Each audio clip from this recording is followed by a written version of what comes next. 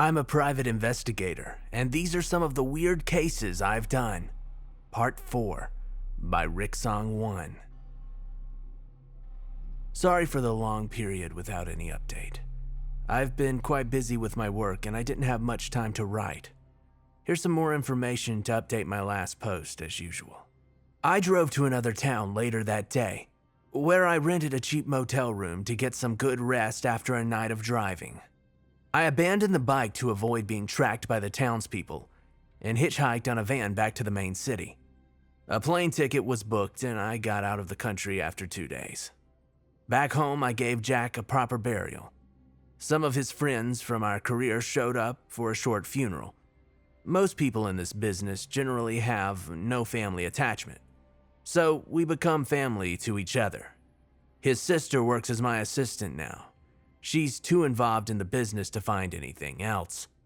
However, we've reached a mutual agreement that we will leave Jack's case alone. It was his final wish for us to stay out. So, anyway, here's another interesting case.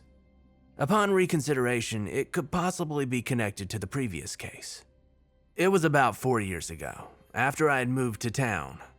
One morning, an old guy in a suit came into my new office.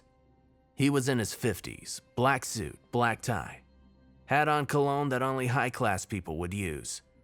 He introduced himself as the head of a private business responsible for collecting, trading, and auctioning historical or archaeological artifacts. Basically, what rich people like to do with their free time. The guy wanted me to find a person, his assistant. According to his word, the assistant had disappeared after being given time off and couldn't be contacted. At first, I questioned him as to why he hadn't gone to the police and filed a missing persons report. The man explained that his business was not exactly legal, and that contacting the police would do more harm than good. The assistant was in possession of private business documents.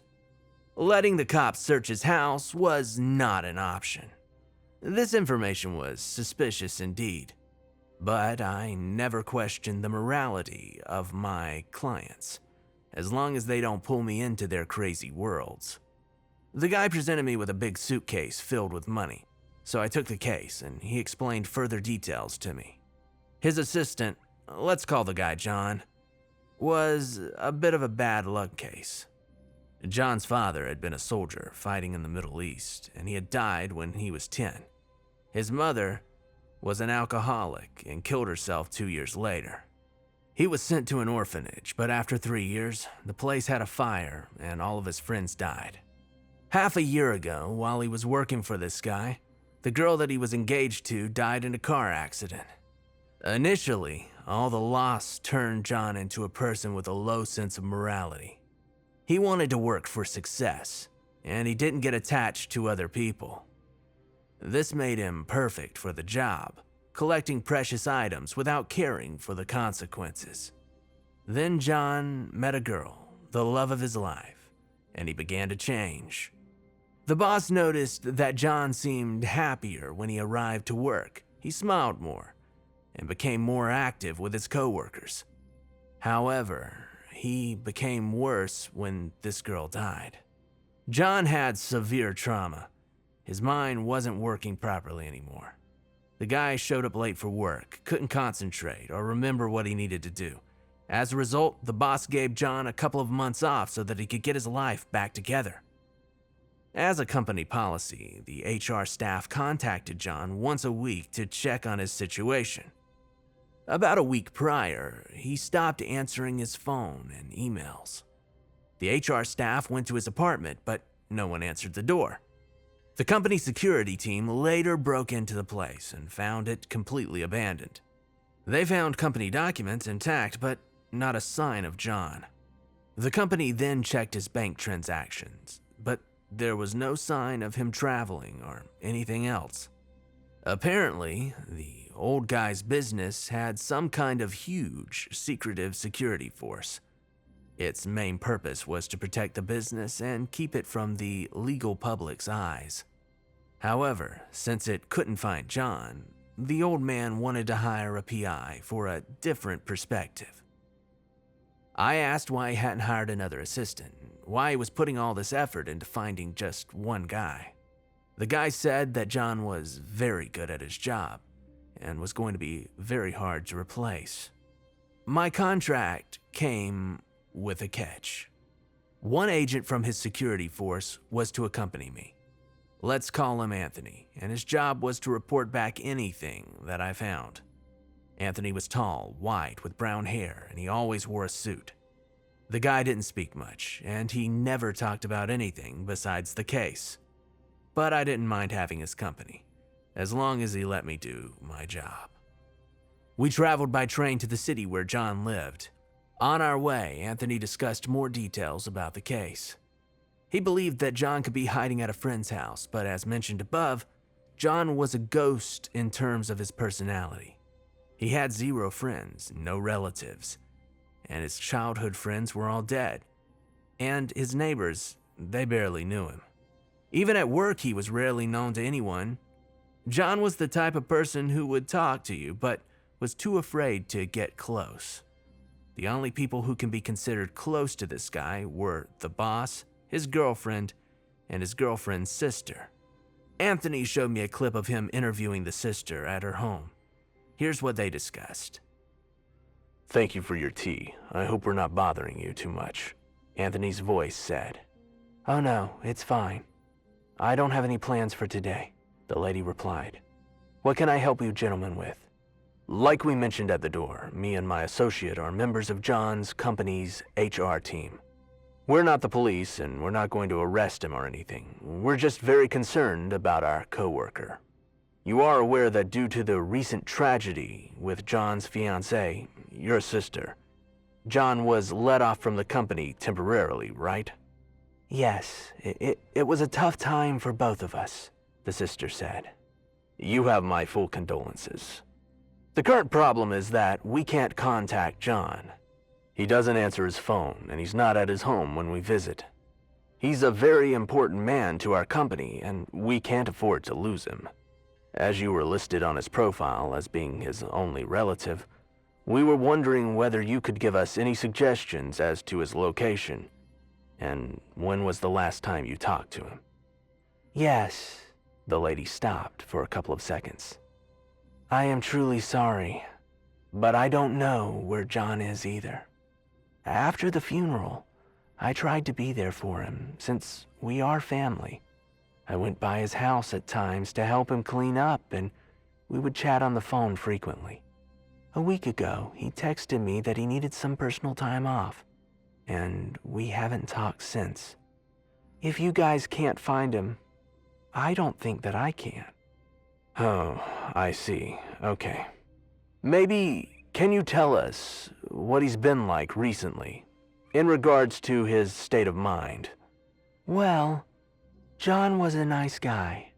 He was cold at first, but being with my sister slowly changed him.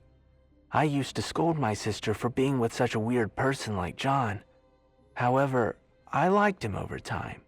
He was a good friend, a good brother, and would have been a good husband.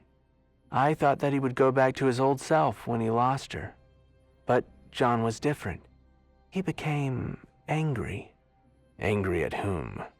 Anthony said. "God, I think. He was often drunk when I went to visit him. He mumbled about how the world was unfair to him most of the time. Something like when he loved again, the world would turn against him, and it took everything. One time I had to carry him out of a bar. I remember that he was cursing about wanting to bring everybody back. You get what I mean, right? I don't blame him. He's lost everyone he knew after all. So I tried my best to help him." "Okay, thank you for that.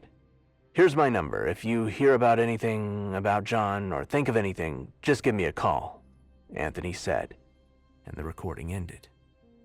We arrived at the destination after about half a day on the train. I understood why tracking John was a problem. The city was one of those heavily industrialized, yet poorly planned types of cities. There was many construction sites, barely finished buildings, but half of them looked abandoned or uninhabited. In theory, John could be hiding in any one of these empty blocks, which explained why he could run with barely any money. Anthony took me to John's apartment to search for more information. It was a small, middle-class apartment building, filled with college kids or young teenagers. The security team had canvassed the neighborhood looking for any clues, but they got nothing relevant. The neighbors didn't even know John had left. John was the quiet living type, so the superintendent barely checked on his door. We got to the 5th floor and Anthony unlocked the door. He told me to prepare for what was inside. The smell of alcohol, dust, and must filled the air. Anthony turned on the light and the place was a mess. Furniture, plates, broken bottles all over the floor. There was a huge pile of dirty clothes that was stashed in the corner of the room.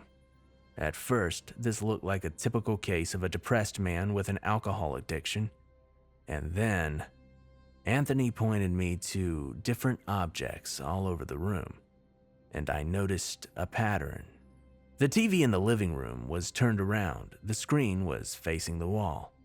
It was the same case with a small mirror in the bedroom, and a towel covered the bathroom mirror.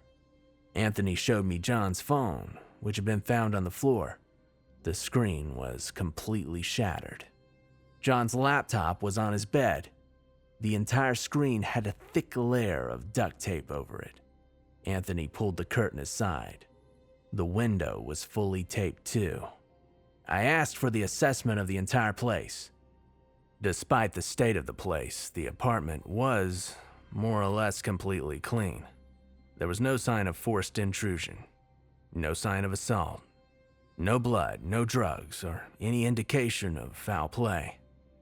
The company had searched John's phone. He only had calls with the sister or with the people at HR. The only odd thing was the reflections, I guess you'd say. The TV, the mirrors, that stuff. Anything that could reflect you. The security team had noticed this, but they didn't have an answer as to why he had done it. Based on the evidence, John seemingly hated to see himself reflected even the slightest bit. All reflective surfaces were covered or broken in some way. It was strange behavior indeed, but not unexplainable. I guessed that John's behaviors were maybe based on cosmetic reasons. It was possible that his face or body had been heavily injured and that it was distorted in some way that he couldn't bring himself to look at. Even worse, because of his severe depression and alcoholism, John could be delusional and maybe believed that there was something that was wrong with him. Therefore, the guy ran away, not to hide from someone based on logical reasons, but maybe because of illogical beliefs. Like somehow he was too horrible to look at or something. This explained why John hadn't been seen in public and why he didn't want people to see him. On the other hand, the numerous abandoned buildings were the perfect hiding spot for the guy if he wanted to disappear from the world. Therefore, in the next 2 days, Anthony and I began to walk around the city, questioning construction workers and employees. At the same time, the security team was searching the abandoned buildings and looking for any sign of John. It was a lost cause, however. The people we asked didn't have any good information, and the team, they found nothing. However, an idea came by accident on the 4th day. Anthony and I were entering a McDonald's to pick up something for lunch when I spotted a couple of young men at the counter. They had backpacks, protective gear, and gloves. Anthony told me that the men were into urbex, or urban exploration. These urban explorers loved going around to the abandoned buildings in the city, and that there was a large community online for explorers, a lot based out of this city too, since so many places were now uninhabited. I came up with an idea. Maybe people in this exploration community would know something. I spent the afternoon on my computer, looking up information on urban exploration, or urbex. It didn't take me long. These people had a huge Facebook group. They had their own forum to share what they had found, and some other sites. There was some fascinating things. People had found hidden stashes of cash, antique items, guns. Some had even found human remains. The top post on the forum was interesting. One guy had posted that he had allegedly heard the sound of someone weeping or crying while exploring an area under a bridge. He uploaded a video of a big sewer pipe, big enough for 2 people to fit through. There was this faint weeping sound echoing through it. Filled with curiosity, people demanded the guy go in and figure out the cause. So the guy later uploaded photos and a video of him entering the sewer. Now, the entire place had no lights, and it was pure blackness. So everything was filmed with a night vision system. The video showed that the pipe led to a bigger system of sewage lines. And as he went in deeper, the sound of someone crying was louder the further he went. The guy soon discovered a small intersection between many pipes, a sort of crossroads, and when he got there, the weeping stopped. It was kind of like a small room with multiple paths out. The video showed the guy going into one of these rooms. The guy found bags of chips and used canned food on the ground. He stumbled upon some plastic blankets laying straight on the floor, which could have been used to make a bed of sorts. Yeah, someone was living down here in complete darkness. The guy spotted movement in the distance, which freaked him out, and he ran back out of the pipe. The guy posted the location of the pipe publicly. People were very curious, but not many had the balls to go there. Anthony found a map of the city's sewer system. The pipe was part of a system designed to pump out water during flooding, and this is why it was so big. We decided to go there that night with a group of 4. 2 men from the security team accompanied us in case something went wrong. We found the pipe around 11 p.m. and we headed in without any hesitation. I had brought along a head camera to record the entire trip so that people could know what happened if we disappeared. The 2 guys from the security team walked in front with night vision goggles, while Anthony and I used normal flashlights. Walking inside the sewer pipe was not pleasant at all. It was very dark even when our eyes had adjusted. Water was dripping in every direction, and the smell was just terrible. That's the only way to describe it. Visibility was low. Anything about 4 or 5 meters away was completely out of sight. The space was tight. There was only enough room for 2 people walking next to each other, but movement was very restrictive. With 4 men walking in there at once, running wasn't going to be an option. About 5 minutes after entering, we could hear the weeping. In the video, it was hard to figure out, but here I could understand it. It was the faint voice of a man crying certain words repeatedly. "Please, forgive me, forgive me, forgive me." We didn't chicken out, and we pressed onward. The voice got louder and louder, but then suddenly stopped, and it was followed by footsteps. Whoever was making the noise had noticed us. We entered the intersection part of the pipe. There was more space here, and walking became easier. The 4 of us looked into different corners of the area, searching for clues. I found the bed next to the wall. It was made from 2 big plastic blankets wrapped in on each other, sort of like a self-made sleeping bag. Like in the video, we found cans of used food laying on the wet ground. The production date was listed as rather recent. Anthony found some wet clothes in one of the corners and a small wallet. John's ID was inside. However, there was no sign of light sources or equipment. No flashlight, no candle. The entire place was sealed up tight, meaning that the guy was living in pure darkness for 24/7. The place was pretty soundproof too, besides the water running. I mean, you can't hear what's above ground. It's the perfect place for you to disappear, if you're insane. One of the security guys called out that he spotted movement in one of the tunnels. We all gathered and moved in that direction. I could hear footsteps, louder and faster. We tried our best to move fast. The person on the other end was trying to run from us. We got lucky. A fence was at the far end, and the running person was forced to stop. I shined my flashlight on him. It was John, in an extremely messed up state, hunching from his back. His half-naked body was shaking violently, like an animal. He was covered in bruises and sewage. His expression was extremely terrified. He quickly turned away as the light was too bright for his eyes. Please leave. Leave. I will be quiet. Leave me alone. John whimpered.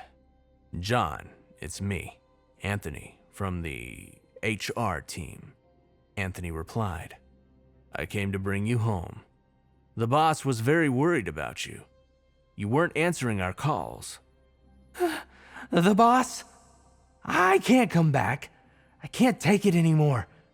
I need to stay down here. What do you mean? Why are you down here? What's wrong? I said. I can't take it up there. They keep appearing, screaming at me. I tried to block out the reflections to make them go away, but they keep appearing. Please turn off the light. They might appear. Who might appear? There's no one here but us. I talked while the men looked behind and checked. You can't see them? Only I can see them. Turn off the light. John whimpered. Calm down, Anthony said. I'm here to help you. Please tell me what is happening. John slowly turned back, his hand covering his eyes from the light. I met a man at the bar one day. He told me he could bring my family back, my fiancée back. I thought he was making it up. I was so drunk that I just went with it. Guess what? He did it. He did it.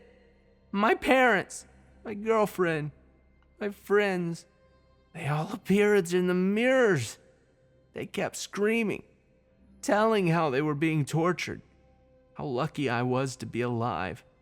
I couldn't stomach seeing my girl suffering like that. I couldn't do anything. They kept screaming over and over and over. I'm just trying to escape them.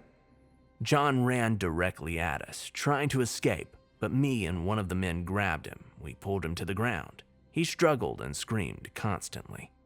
Anthony told the other man to sedate John. The man pulled out a syringe from his inner pocket and injected John with some substance. John went unconscious shortly after that.